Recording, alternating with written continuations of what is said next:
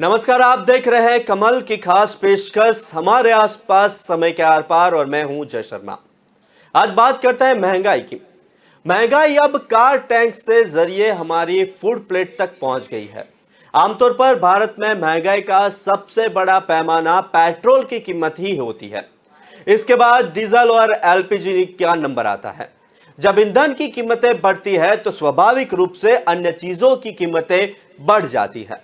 जैसे ईंधन की कीमतें बढ़ती है, सरकार अंतर्राष्ट्रीय कारकों को दोषी ठहराती है क्योंकि भारत आयात पर निर्भर है। लेकिन अब ऐसी चीजें महंगी हो गई है जिनका उत्पादन केवल भारत में और बहुआयात में होता है। हाँ, बहुत कुछ जैसे कि गेहूं की बढ़ती थोक और उपभोक्ता कीमतों को देखते हुए भारत को कुछ महीनों में इस प्रमुख खाद्य पदार्थ के आयात की अनुमति देने की आवश्यकता हो सकती है। और अगर ऐसा होता है तो ये भारत के लिए एक महत्वपूर्ण मोड़ होगा, क्योंकि एक देश जो गर्मियों तक दुनिया को खिलाना चाहता है उसे सर्दियों में कमी का सामना करना पड़ रहा है। गेहूं की बढ़ती थोक और उपभोक्ता कीमतों को देखते हुए भारत को कुछ महीनों में इस प्रमुख खाद्य पदार्थ के आयात की अनुमति देने की आवश्यकता हो सकती है। और अगर ऐसा होता है तो यह भारत के लिए एक महत्वपूर्ण मोड़ होगा, क्योंकि एक देश जो गर्मियों तक दुनिया को खिलाना चाहता है उसे सर्दियों में कमी का सामना करना पड़ेगा।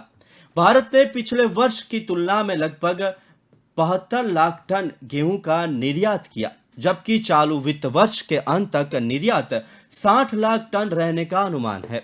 भारत ने खाद्यान्नों की घरेलू उपलब्धता सुनिश्चित करने और खाद्य मुद्रास्फीति पर अंकुश लगाने के लिए इस साल मई में निर्यात प्रतिबंधों की घोषणा की थी। लेकिन उपभोक्ता मामले, खाद्य और सार्वजनिक वितरण मंत्रालय के आंकड़े बताते हैं कि गेहूं की कीमतें आसमान छू रही है। 6 अगस्त को देश भर में गेहूं के आटे की औसत खुदरा और थोक कीमतें सालाना आधार पर क्रमशः 14% और 19% अधिक थी।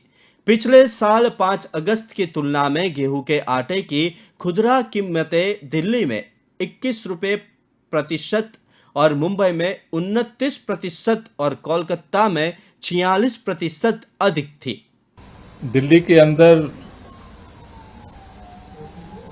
किसानों की गेहूं की फसल की कटाई शुरू हो चुकी है। गेहूं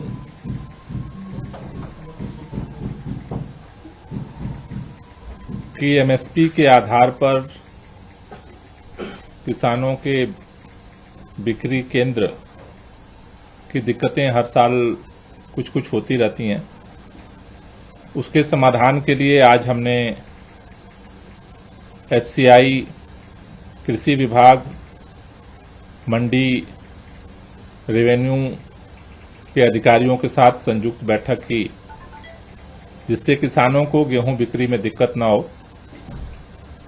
इस बैठक में जो निर्णय लिए गए कि दिल्ली के अंदर नरेला कृषि मंडी में और नजफगढ़ कृषि मंडी में दोनों जगहों पर एमएसपी के आधार पर खरीदारी केंद्र शुरू किए जा रहे हैं। ये जो खरीदारी केंद्र हैं, इन दोनों जगहों पर रजिस्ट्रेशन और उनके कागजों के वेरिफिकेशन का काम किया जाएगा। उसके बाद उनको एक कूपन जारी कर दिया जाएगा, जिससे कि एलाटेड समय पर वो ला करके अपना गेहूं जो है वो एफसीआई को दे सकें। गुजरात में जब चुनाव सिर पर होते हैं तो लगता है कि गरीबों की थाली से रोटी गायब हो जाएगी। आमतौर पर भारत में महंगाई का सबसे बड़ा पैमाना पेट्रोल की कीमतें ही होती है। इसके बाद डीजल और एलपीजी नंबर आते हैं। जहां ईंधन की कीमतें बढ़ी है तो स्वाभाविक रूप से अन्य चीजों की कीमतें बढ़ जाती है। जैसे जैसे ईंधन की कीमतें बढ़ती है, सरकार अंतर्राष्ट्रीय कारकों को दोषी ठहराती है, क्योंकि भारत आयात पर निर्भर है। लेकिन अब ऐसी चीजें महंगी हो गई है जिसका उत्पादन केवल भारत में और बहुतायत में होता है। हाँ, बहुत कुछ यानी हमारी थाली की रोटी। महंगाई अब कार की टैंक के जरिए हमारी फूड प्लेट तक पहुंच गई है। भारत के सभी राज्यों के सार्वजनिक वितरण विभाग केंद्रीय उपभोक्ता मामले, खाद्य और सार्वजनिक वितरण मंत्रालय को आटे की कीमत की जानकारी भेजते रहते हैं। यह अभ्यास जनवरी 2010 से चल रहा है। इसके बाद से आटे की कीमतें कभी इतनी ऊंची नहीं हुई। बेशक हेडलाइंस यह है कि पिछले 12 वर्षों में आटे की कीमत सबसे अधिक है। अप्रैल 2022 में भारत में आटे की कीमतें 32 रुपए की औसत कीमत पर बेचे गए थे।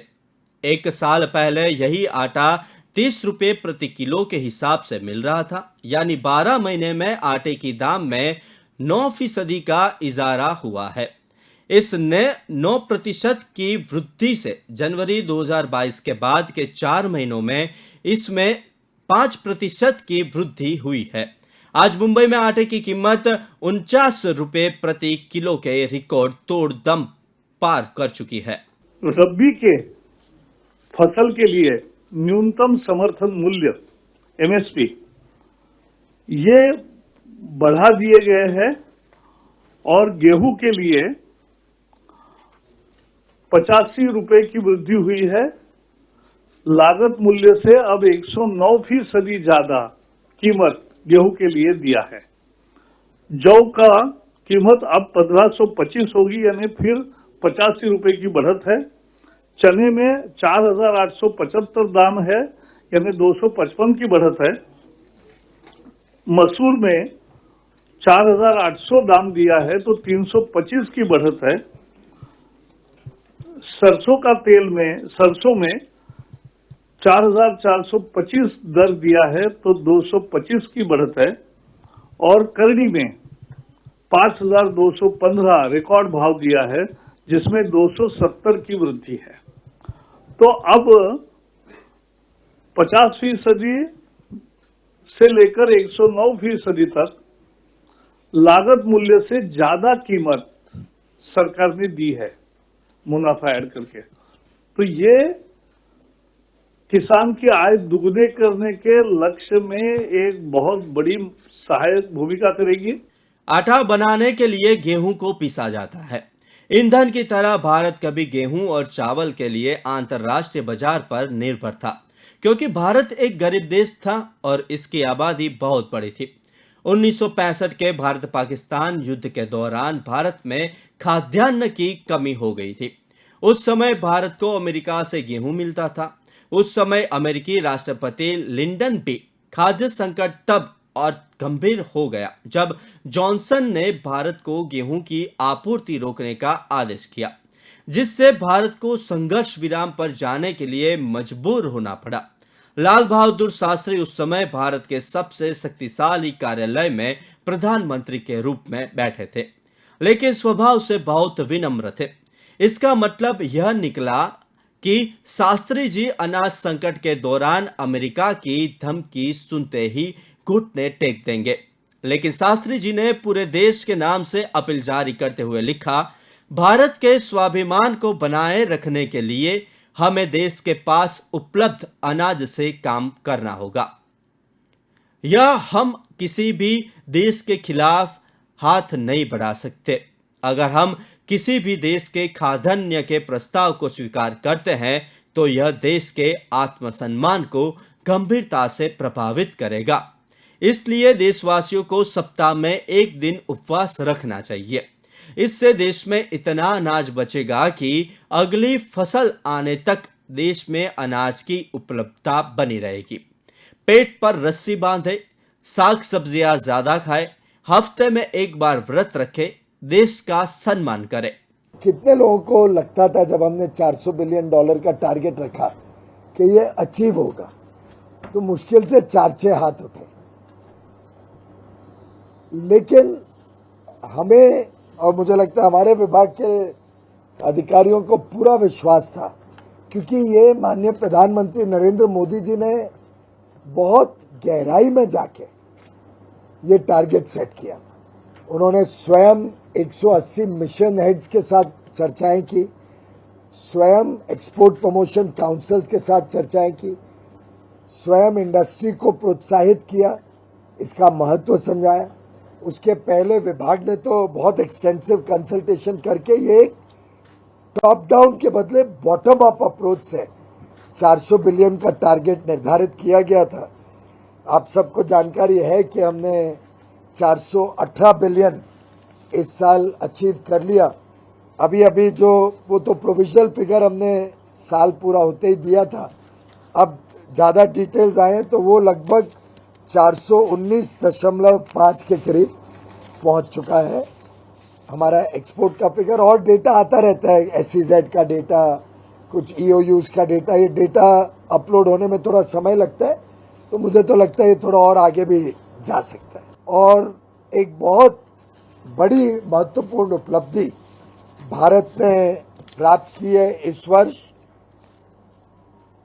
अगेन ये प्रोविजनल डेटा है, शायद आगे चल के थोड़ा बढ़ भी सकता है, पर इस वर्ष जब शुरू हुआ हमने $225 बिलियन का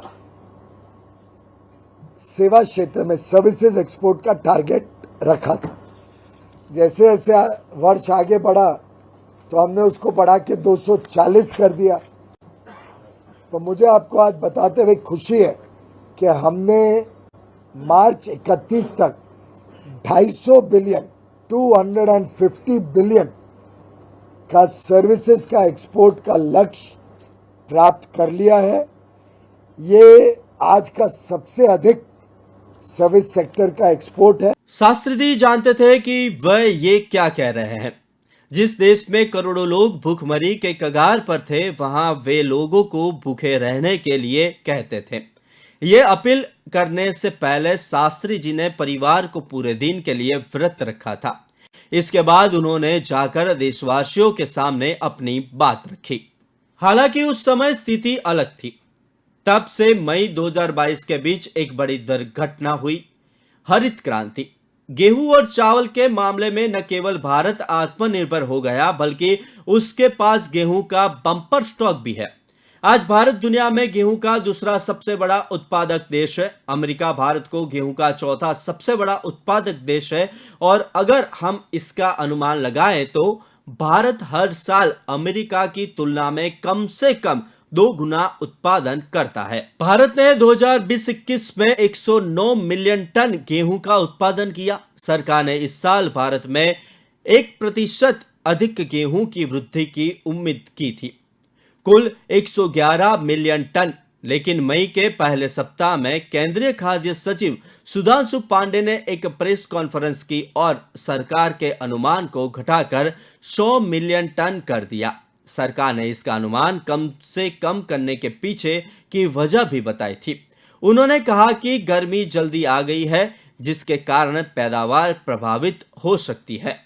यह एक तथ्य है कि अन्य वर्षों की तुलना में इस साल अप्रैल में गर्मी बहुत तेजी से बढ़ी। यह समय गेहूं की फसल को पकने का है। समय से पहले अत्यधिक गर्मी गेहूं की फसलों की गुणवत्ता और मात्रा को प्रभावित करती है। इसलिए केंद्र सरकार ने भी अपना अनुमान कम कर लिया। लेकिन अपनी प्रेस कॉन्फ्रेंस में पांडे ने यह भी कहा कि गेहूं के निर्यात पर रोक लगाने की जरूरत है। Sir, are you looking for wheat support from India amid the Russia-Ukraine crisis? You know, I have checked with our wheat importers, and today we have enough. But you know, Suchitra, we don't know what will happen tomorrow. And on February 24th, the world changed. Russia now has an engagement, a war engagement with Ukraine. We don't know what will happen tomorrow. So we're opening the discussions with our friend India to say not only wheat, but fertilizer, other matters concerning farming, farm equipment.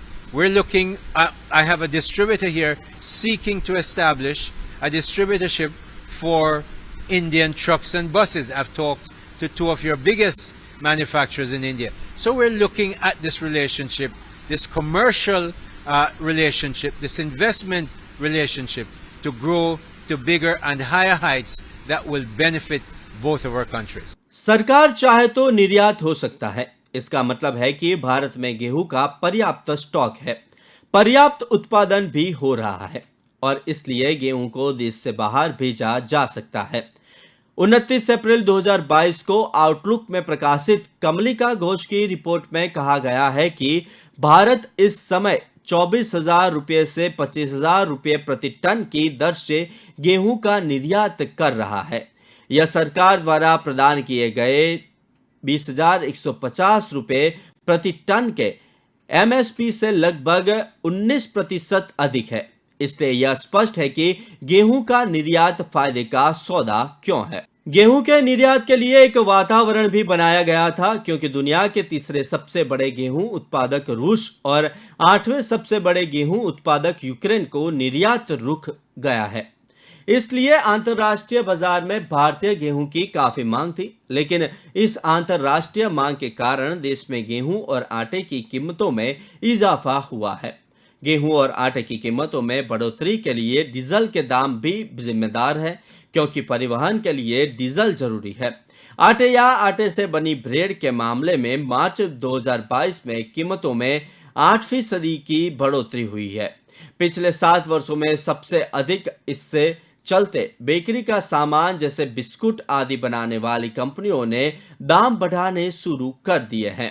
Bharat में निजी कंपनियां MSP के अधिक कीमत पर गेहूं की खरीद कर रही है। इसके चलते गेहूं की कीमतों में तेजी देखने को मिल रही है। अब यह सवाल उठता है कि अगर सरकार के गोदाम में गेहूं का स्टॉक है तो उस गेहूं या आटे को बाजार में लाकर कीमतों पर नियंत्रण की कवायद क्यों नहीं की जा रही है। पढ़ाई के दौरान आपने किताब में एक शब्द जरूर पढ़ा होगा, बफर स्टॉक। देश की खाद्य सुरक्षा को ध्यान में रखते हुए भारत सरकार अनाज को गोदामों में रखती है, ताकि 1-2 साल तक मानसून कमजोर रहने पर भूखमरी का डर न रहे। सरकार ने भारतीय खाद्य निगम से 74 लाख टन गेहूं का स्टॉक करने को कहा है। 1 अप्रैल 2022 तक भारतीय खाद्य निगम के पास 18 मिलियन टन गेहूं का स्टॉक था। इसकी मदद से सरकार प्रधानमंत्री गरीब कल्याण योजना के तहत प्रति व्यक्ति प्रति माह 5 किलो मुफ्त अनाज उपलब्ध करा रही है। सितंबर 2022 तक करीब 80 करोड़ लोगों को यह अनाज मिल जाएगा। We're here to look at the operations and look at how the wheat's getting cleaned, how it's procured, cleaned, and then how it's being shipped out. And it's a real pleasure to be here, and we're extremely impressed with the operation and all the hard work that's gone into getting this wheat out to the people of Afghanistan as a gift from the people of India. So it's a real honor to see it and see everyone working seamlessly, it seems.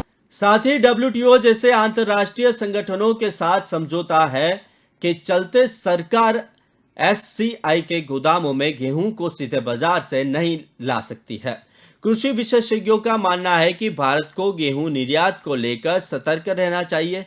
देश चीज जैसे गेहूं का निर्यात कर रहा है, इसके कारण अगले साल इसके हमारे लिए कोई समस्या पैदा नहीं होनी चाहिए।